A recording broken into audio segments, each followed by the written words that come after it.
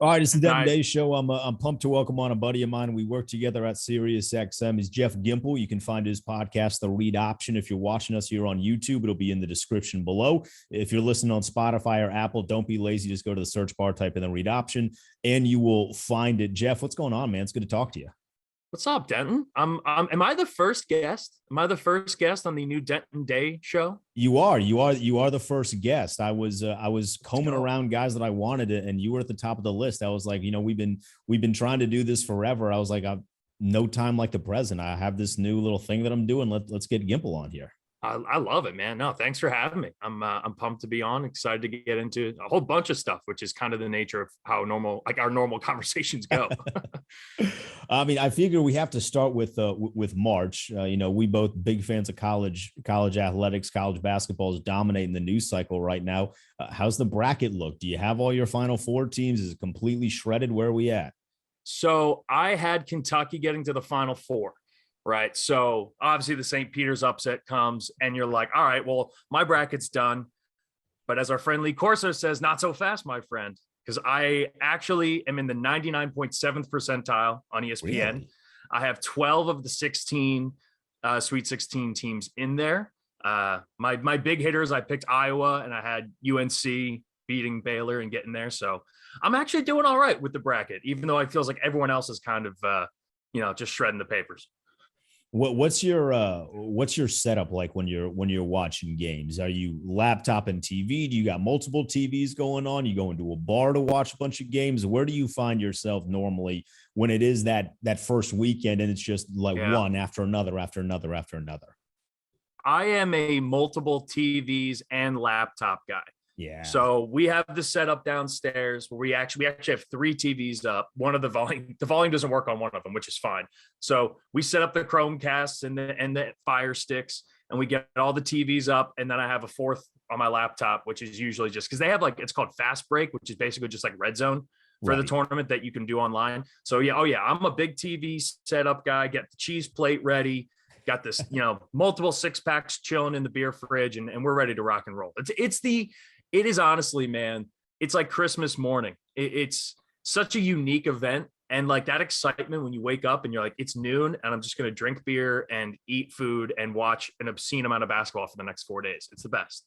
What's been the biggest ongoing story for you? I mean, now we're approaching the Sweet 16, so we have a pretty good feel of who's good, obviously who's fallen out. What's been your biggest takeaway so far from the first bunch of games? I mean, it's hard not to say St. Peter's, right? I mean, back-to-back years having a 15 seed, making it to the Sweet 16, like that stuff just doesn't happen traditionally in March Madness. And to have back-to-back years of it is super fun. That team is like the most quintessential March Madness underdog rooting for team that we've had, but I also feel like that's kind of a chalky pick. The one that has kind of piqued my interest, and part of it is because I did pick UNC to make a decent run here.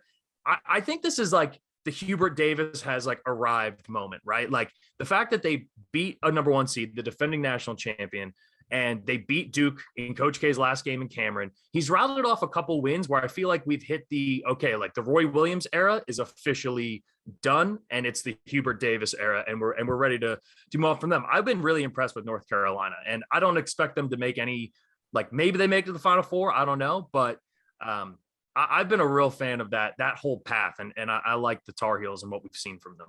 When did your perspective on them in particular change? Because I feel like for a lot of the early stages of the season, I mean, I wrote North Carolina off. I was like, this team's not good. It's Hubert's first year. Like there has to be that period of growth. And then they beat Duke in Coach K's final game. Was that the turning point for you? Was it earlier where you thought to yourself, all right, they're really starting to play good ball. I think March they could have a real good run. There was a quote after they beat Wake Forest in the ACC tournament, right? Is it Posner? Is that the coach there? I think it's Posner. He's the younger guy. We loved him last year. He had a quote that said, if you don't have North Carolina as a top 10 team in college basketball right now, you're lying to yourself. And that kind of just piqued my ear a little bit because they beat Duke in convincing fashion and they spoil the party there in Cameron. And you're thinking, all right, well, it's the most hated rivalry arguably in sports. So that and you throw everything out the windows, right? The classic cliches that we all throw.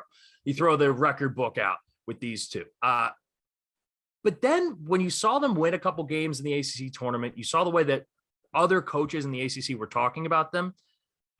It was kind of the light switch moment, right? And I think you learn a lot, particularly in college, from what other coaches say about them, right? Like I remember Nick Saban saying the week before Texas A&M this year that, hey, this is a trap game for us. Like this is a serious game. And then they go out and they lose, to Texas A&M on the last second field goal, right? So you learn a lot about what other coaches say about those teams. And sometimes it's coach speak, but if you're able to kind of decipher that, and Lord knows we've listened to enough coaches interviews to kind of, I think we have a pretty good read of when they're being sincere versus when they're just saying, oh, they're a hard team. They play hard, So I would say like that was a moment, the light bulb moment for me. I was like, you know what? I kind of like this team. Let's see the run that they make here. And they've been good. Let me cover both of our asses real quick. Steve Forbes is the Wake Forest coach. Someone's in the comments like, I can't believe these idiots don't know Wake Forest head coach. So we do. We know their head coach. So final question for March Madness as it relates to that. Now that we are in the Sweet 16, who do you feel like has the best shot to win? I know that's like a gratuitous question, but that's kind of what we have to do when we talk college basketball. Who is your new pick for the championship every single week? But who are you leaning on right now based off of what you've seen from some of the top teams? I think whoever gets out of, whether it's Arizona or Villanova, I had Arizona winning my bracket going into it. So obviously I have a vested interest in Arizona, ultimately going on to win. But I've just been really impressed with Villanova. Colin Gillespie, he was a freshman when they won in 2018. He's been there for 5 years. He coming off the ACL, I think when you look at the coaches that are left, obviously Coach K has multiple titles. But other than that, I mean, Jay Wright is the next guy there, right? I think there's a legitimate case that Jay Wright's the best coach in college basketball. And he doesn't get a lot of the respect for it. And, I always break it down to three things. Then when I'm doing the bracket, it's, do you have good guard play? Do you have a good coach with a winning track record? And do you have a couple of pros? If you have those three things, those are teams that you trust in the NCAA tournament. Arizona is a little weak in the backcourt, but they're so big and they're so athletic. And I just love the way that they've been playing. I think Arizona's got a really good chance, but I think Villanova, you can't count them out. I mean, they've won 3 out of the last, 5 or 2 out of the last 5 national championships. And they have everything and all the pieces they need. So I keep an eye on Nova or whoever comes out of that region. I think a good chance to see them in the Final Four and maybe cut down the nets. You're a Philly guy and Villanova's in that area. Does Philly rock heavy with Villanova come college basketball season? Is that a big college basketball area? So historically speaking, it is, right? You have the big 5, which, St. Joe's, Penn, Drexel, LaSalle, Villanova, Temple. So it's kind of 6, but it kind of, fades in and out. Philly forever was a diehard, like really big college basketball hub. But because of that, and so many Philly fans end up having ties to different schools, it doesn't have that same like, oh, the whole city rallies around the Eagles or, the Phillies or Sixers. But when Villanova won, I think unquestionably, I think they get the most support because they are the best of them. But like Temple fans hate Villanova, and Villanova fans hate Temple, and Temple is the biggest school that is in Philly, right? So it kind of goes back and forth. But if you ever get a chance, man, the Palestra legendary basketball arena in Philly, and that's where UPenn plays. If you ever get a chance to go, it is like the Sixers always do a practice game there, preseason game there, open gym kind of stuff. It's a really beautiful, old, famous, arena. So college basketball in Philly, the ties are more with like the high school level. And then you just look at the pros that have come out of Philly, right? The Kyle Lowrys and there's tons, the Morris twins. So yeah, I would say Philly rocks hard, but they rock hard for their school, whatever school they have the tie for. How do you manage staying focused on college basketball during this time and also the NBA? Because really, when you think about it, I mean, we're coming in on the home stretch of the NBA season. Theoretically, the games mean more because you're jockeying for seeding positions and some guys are trying to get into the postseason. How do you balance the two during a time where it seems like college basketball dominates everything? So I have people that I trust in sports media. Like when I listen to a podcast, there's very few that it's just pure entertainment value. Like I look at Pardon My Take, and Pardon My Take is just pure entertainment value to me, right? But when I want to listen to really good analysis, I have people in every sport that like, this is the person I go to and I trust their opinion on this. So around this time of year, when you know, Masters is coming up, you got NFL free agency, you got a million things going on. I think it's important to trust the people who are going to spend the time watching it that you may not be able to, in order to kind of keep that balance, right? Because as a fan, and this is such the weird thing about working in sports media, you still have that fan in you that wants to just sit down and do the drinking beers all day and watching March Madness. And you don't want to feel like, oh, but now I'm missing all this stuff in the NBA.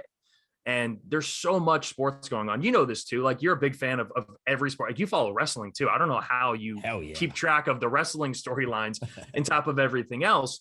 So I like, you know, Ryan Russillo and Bill Simmons do a podcast on Sunday nights. And to me, that's like the best basketball podcast you're going to get. But then after that, I usually listen to Zach Lowe. I usually listen to The Mismatch with Kevin O'Connor and Chris Vernon. And you just kind of get bits and pieces. And then at night, and especially with the way that March Madness tournament is, it's like every night this week I'm watching the NBA. Because, and you mentioned that too about the jockeying for positioning. It's even weirder this year because especially in the East, because no one wants to play Brooklyn in the first round. And there's a good chance that Brooklyn's going to be in a play-in game or at least end up as like a 6 seed if they're not. And so do you want to be the 1 seed and risk having to play Brooklyn out of the play-in tournament, right?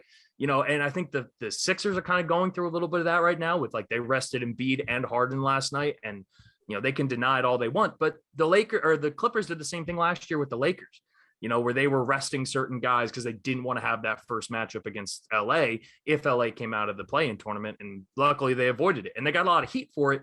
But I think that's kind of the world we live in now with the justifications of load management and, you know, all this other, you know, kind of BS that people give us.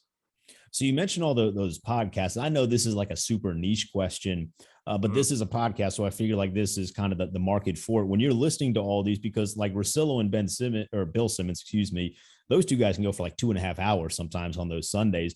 Are you listening to that at regular speed? Have you seen the light of 1.5 speed? Like what are we doing there? So I'm just a psycho and we'll just have podcasts running all day. Like so I don't do the 1.5 because I already miss stuff listening to it at normal speed. And I try to be intentional with it, but I'm also I'm a bit of a neat freak in my house. I'm really the only person in my house that cleans. Right. So, you know, perks of having roommates. But so for me, I definitely have them going. I'll clean the house. I'll do some dishes. I'll go around, do stuff. And I just have the headphones in and I'm just kind of listening, you know, as I go along. But people swear by the 1.5. I just can't get myself to do it. Are you a 1.5 guy? I am. I'm a 1.5 guy, but the problem I have with it is that I found I start to talk faster when I'm doing things because I'm used to that speed. So I got to like pump the brakes when I'm actually speaking. But if I'm going like for a walk, like once we're done here, I'll go on probably like a 30-minute walk or so. If it's like a 45-minute, hour-long podcast, I can bang that whole thing out in the walk, which is pretty nice. There you go. Yeah. I mean, it definitely has its advantages. And I know most of the people who listen to my pod listen to it on 1.5 too, because there's just so many podcasts. And the more you like, the more you want to be able to listen. I can see the value in it. But yeah, I tend to miss stuff when I've tried it in the past. So we'll get into a little bit more sports things, but I'm trying to dive deeper into who is Jeff Gimpel. We work in this sports media industry and it's nuts. I mean, it's a crazy industry. Where did your love for sports and the idea of sports media start to kind of circulate in the younger years? So I remember it like it was yesterday. I was 12 years old, roughly. And you got to remember, Philly, along with New York, was one of the very first cities and areas that like dove all into sports talk radio. Right. You had Mike and the Mad Dog up in New York, but WIP in Philly was the first full sports 24/7 radio station that existed in the country. So sports radio was like a very important part of the Philly sports culture, which is already very intense, but that's also, you know, the two kind of bleed into one another. So I remember I was standing outside of middle school and my mom was coming to pick me up after football practice. And she always would listen to the talk radio and I would hate it because I wouldn't pay attention and I would just kind of be like, you know, looking off into space or whatever. And eventually I picked up, I'm like, wait, so these guys, they just talk about sports like all day. Like that's just what their job is. My mom was like, yeah. And I was like, that's what I'm going to do with my life, you know? And when I got to college, I was originally going to be for coaching for football because I coached high school football for 4 years. It's a love of mine. It's where a lot of the X's and O's passion has come from too.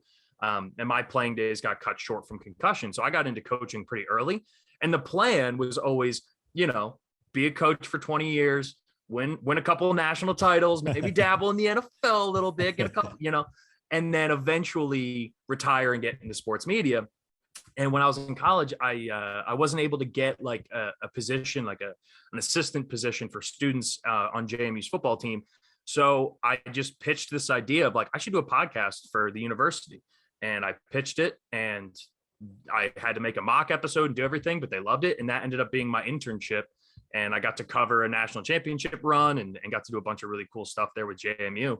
And that's ultimately what landed me with SiriusXM. And so it's just kind of built from there. And here we are, almost 4 years after graduation and still getting after it. What was the process of building that up? Because, building a podcast from the ground up is already tough if you have a production background. But at that point, you weren't working at Sirius yet. Like you said, that's what got you the job. What was that process, that trial and error like of building that from the ground up? It's a challenge, right? And podcasting, the number one thing I've told people when they've asked about podcasting is consistency, right? You have to have your schedule. You have to have your days when they're coming out, and you just have to do it. There's going to be days where you're like, God, I really don't want to sit down and do everything. But if you just get yourself up, you just do it, you knock it out, you feel so much better afterwards because you feel like you kind of accomplished something and you're kind of staying with it. The production side, I was a sports management major. I wasn't a broadcast major. I wasn't a journalism major. I was sports business essentially. And I had done some audio stuff through some of the music stuff I'd done in college, and I used Audacity right in like middle school. So I just said, all right, like I'm just going to plug in the mic. I have the same one that I'm using now, which is a little USB snowball mic. They're great. And from there, I think you just do it, right? Because it's one of those things that the more you push it off and the more you're like, I don't know if I want to do this or not, the more you do that, the less likely you are to actually ever do it, right? There's always excuses. And I think the best way to learn anything is to just dive headfirst into it and just say, hey, I'm just going to figure it out. And that's what I did. I sat down, I wrote out, and it's so funny because like talking about the trial and errors, I like wrote scripts out at first. And then I'm like, all right, well, this is just way too hard. And then I had a big whiteboard in my room in college that was like 10 feet long and like 3 feet tall. And I would fill up the whole thing with every little note that I wanted to hit. And I would just kind of run it down almost like you're giving like a presentation, but you're just giving it into the microphone as opposed to like in front of people. And from there, it's a skill, right? Hosting, driving a show is a skill. So the more reps you get, the better you're going to eventually get at doing it. And then by the time I was working at Sirius, I learned the actual mindsets of like, hey, this is how we should set up a show. Here's your topic branches, right? Here's all these different things and tools you can use to help make the best conversation possible. And I have a great story. I learned a lesson very quickly. It was the third episode of the podcast of the JMU one I'd ever done. And the first two were about football. It was like football pregame, football postgame. And again, I coached football. I have a bit of a background. And I was kind of talking about it like I'm an analyst, right? Like I played in the NFL or something. And I was able to get through it well enough because I did have the background in football. Well, that first episode that was about like women's soccer and women's volleyball, I had no background in it, but I approached it the same way. Mm-hmm. And the head of athletic communications, guy by the name of Kurt Dudley, he was my like direct boss.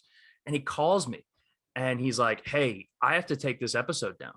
And I was like, why do you have to take this episode down?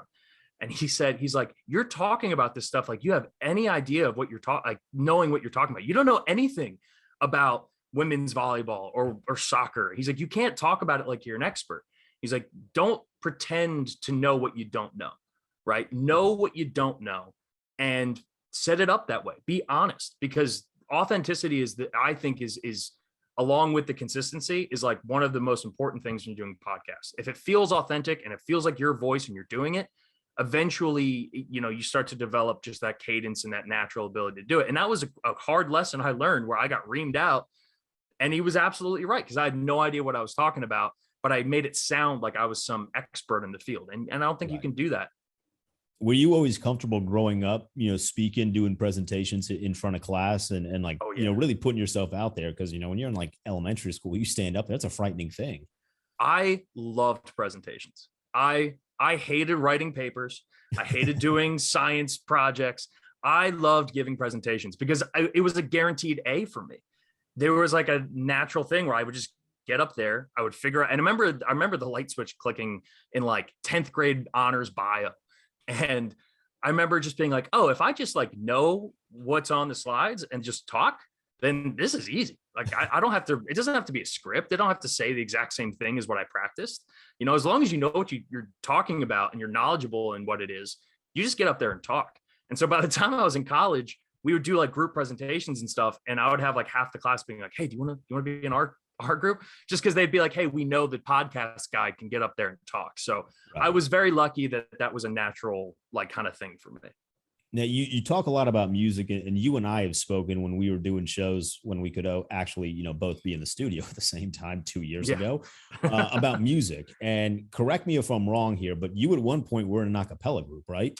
I was the president of an a cappella group too. Yeah.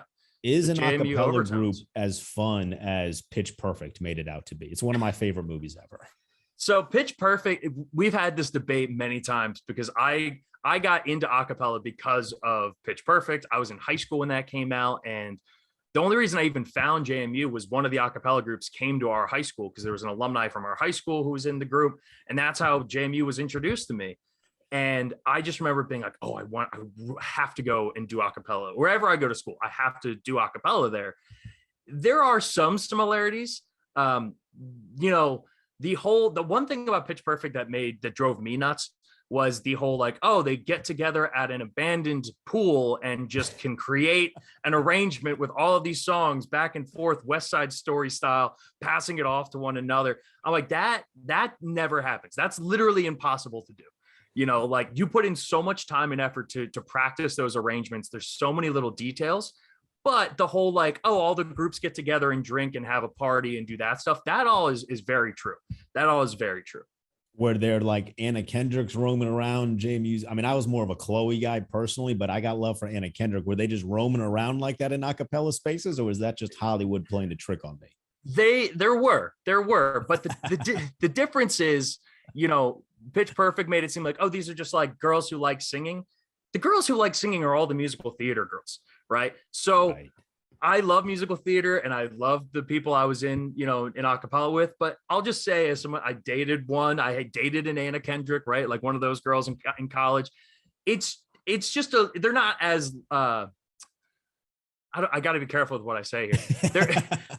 They're all more like the main blonde girl, right? They're all more a little drama filled, that's a little more akin to it. But there are also plenty of awesome, like I was in a co-ed group, so we had girls and guys in our group, and we were very chill. We were awesome. We had a great time.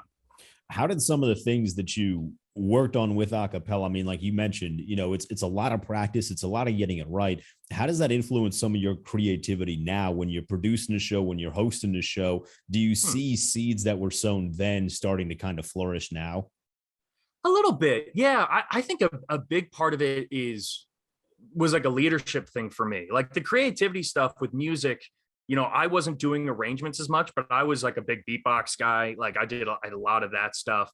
But a lot of it was like the leadership, like as president, when you're running a group, any group in college, whether it's frat or, whatever organization you're in, if you get to like a leadership thing, you learn a ton and you learn a lot about communication. And we were terrible at that, right? When you're in college, the whole idea of like honest communication and all that stuff, like you're just not mature enough to even fully grasp what that is. And a lot of people go their whole lives without being able to do that. So I found that like when I'm running my podcast now and organizing it, I take a lot of the same things that I failed at when I was a younger person. I use that now in a lot of how I organize my pod, booking guests, and then also coordinating with, the guys who hop on the pod, because it's my podcast, but we have two kind of co-hosts who hop in and out depending on their schedules. But, one's married and going to have a kid soon. The other one is building skyscrapers in Cleveland and Philly and flying all over the place. So you have to learn to be flexible, right? And so creatively, I wouldn't say there's a whole lot of crossover there. I mean, maybe stuff that's more subconscious that I just can't think of at the top of my head. But definitely in the organization and just running something creative, because you're separating the business from the art. And when you're in charge of it, you have to be cognizant of both of those things. And I know it sounds pretentious to call podcasting an art, and I apologize to the listeners for that. Oh no, But it's an art. It is an art form. If you're good at it, it's yeah. an art form. So, to me, it's like, all right, I have to think both business wise and logical about how we're going to grow this thing and how we're going to get guests and plan it out. But also keep in mind, like, yeah, but the content is shit. Then what's the point, So what's it like doing it with two guys that aren't entrenched in this business? Because doing it with someone that knows the ins and outs of the business, I feel like they kind of would have a much better grasp on some of those things that you just mentioned. But with guys that are outside and they really just have, passion for what you're talking about and passion for sports, what's it like, working around their schedule that's, all over the place compared to yours, which is also all over the place? Yeah, it's a great question, and it's a tricky dynamic. But what I found is, when I started the podcast, there's a great rule with podcasting that you need to do it for 2 years, right, before you really expect any sort of big response or any sort of bigger following, which goes back to that consistency thing, right? Just like putting it out. So whether they can't do it and I got to go solo, that's great, because again, the reason I started this was I wanted reps. I wanted to get back into it, get reps, and then hopefully grow it over time. And so I get opportunities to be solo for an hour, right? I have opportunities to have guys like you on it and other people we've had. And we got some awesome guests lined up here for the next couple months as we're getting ready for the NFL draft that I'm really excited about as well. So for me, a lot of it comes down to you got to let them be them. And that can be tricky if the chemistry isn't right. And when you have multiple people on, the chemistry is the biggest thing. I mean, from producing too and from doing radio, if you get to a 2-3 man booth, like all those dynamics are different, right? And so the chemistry has to be good. And the one thing that with me being in the industry, I look at it from a very professional standpoint. They look at it as like, we're just fans. And so they bring that fan energy, which is awesome. And then I am able to kind of sprinkle in some of the more, I wouldn't say insider, but like more of the inside baseball stuff that I can use some of my background in college, as well as, the stuff I've learned with Sirius and producing radio over the years to kind of grow and to even it out, because I think the best pods have natural chemistry and they have a good balance in them. And I love the fact that, like we do a thing every year for the bracket where we pick it live on the pod. Mm-hmm. So, when we're going through, I'm like giving rational, like, oh, this is what I think. My buddy Scotty's like kind of doing that too. And then Vito, or the third one, he's just going off of like uniforms and making jokes off of different things, right? I mean, the amount of Longwood jokes we made on that podcast, right? You just have to. So I love that mix because it keeps everything light, but then we're also able to sprinkle in some legit information and some legit analysis in there as well. So I'll get you out of here with this. You and I met working at ESPNU Radio. I think I still work there. Maybe I'm a conference guy. I don't really know how it works anymore.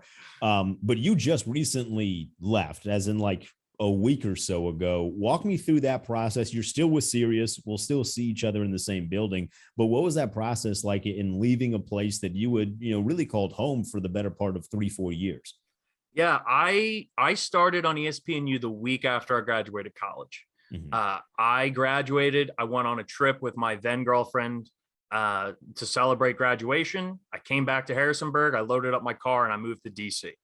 And so in a lot of ways, between the pandemic, losing family members, and then multiple relationships, all the life stuff that kind of goes around your profession, right. ESPNU was like a bedrock for me. The producers, people like yourself and Dennis and Turlop and the people that we've grown to really become friends with, as well as a lot of the hosts. So it holds a very significant part. I'm also a very sentimental guy, just in general. So that, it was tough. It was a tough decision. Now, this is for anybody and any of your listeners who have a passion for this or pursuing something.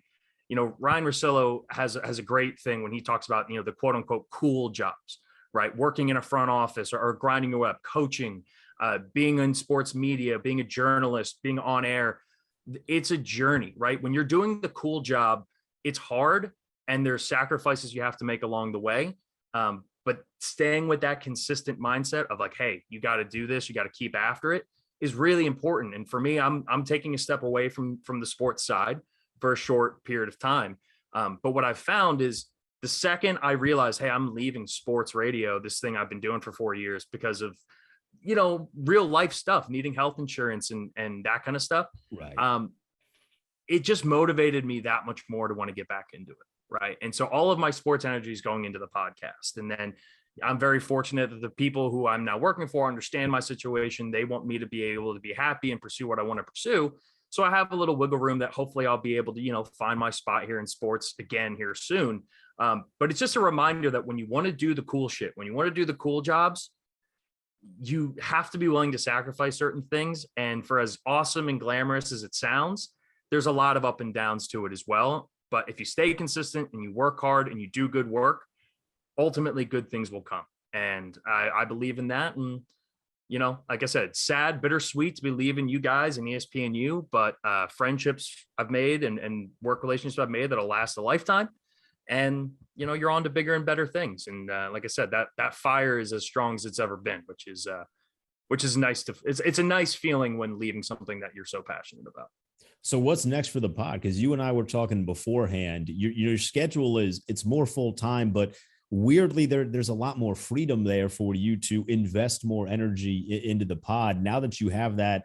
And we're approaching summer where you can get more creative because it's not consistent sports going on outside of baseball. What's next for the next, season, if you will, of the Read Option Pod?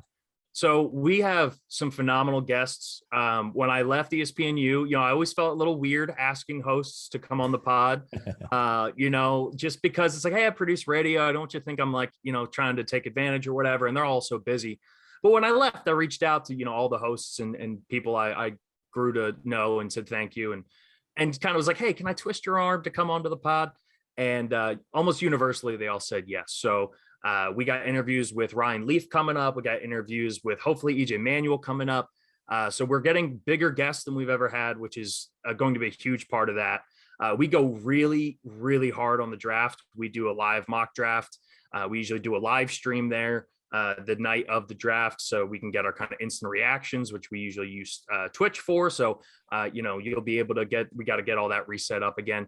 And then we're going in with like video content and kind of content away from the podcast. We had a bet this year in-house for the football season. Vito is a diehard Broncos fan, so he's loving the Russell Wilson stuff right now, but he was convinced they'd be a 10-win team. Scotty and I said no, and we had a bet for a round of golf. So we're going to go and we're going to try to do a podcast on the golf course. It's ambitious. It's going to take a bunch of, producing on the back end. But the hope is that we're going to do some video content like that and just some more fun stuff to kind of see us outside of the pod. Because I think when you develop a good following, people like you, they like you and the chemistry and the things you have as much as what you're saying. And so if we can show our fans and our listeners, which, we're at all-time highs right now, which thank you to everybody who's checked it out.